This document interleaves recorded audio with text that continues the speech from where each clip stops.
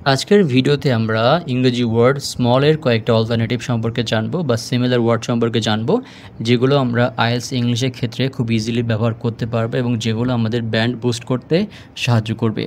তো স্মলের প্রথম যে অল্টারনেটিভ সেটা হচ্ছে টাইনি বা টাইনি।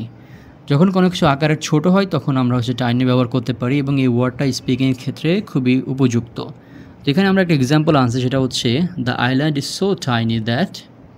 পরবর্তী অংশ আপনারা কমেন্টে লিখতে পারেন। তো এখানে বলা হয়েছে যে আইল্যান্ডটা আকারে অনেক ছোট, যে ধরুন যে এটা 10 মিনিটে ঘুরে শেষ করে ফেলা যায়। স্মলের আরেকটা যে অল্টারনেটিভ সেটা হচ্ছে মাইনর। মাইনরটা সাধারণত আমরা যখন কোনো জিনিস কম গুরুত্বপূর্ণ বা আমরা কম গুরুত্ব দেই কোনো বিষয়, তখন আমরা ব্যবহার করতে পারি এবং এইটা একটা ফর্মাল ওয়ার্ড। এইটা আমরা স্পিকিং এবং রাইটিং দুই জায়গায় ব্যবহার করতে পারি। তো মাইনর একটা এক্সাম্পল হচ্ছে the company suffered some minor losses during. কোনো একটা সময় তারা মাইনর কিছু লস করেছে, অর্থাৎ ইকোনমিক খাতে বা অন্য কোনো খাতে। স্মলের সর্বশেষ যে অল্টারনেটিভ সেটা হচ্ছে মডেস্ট।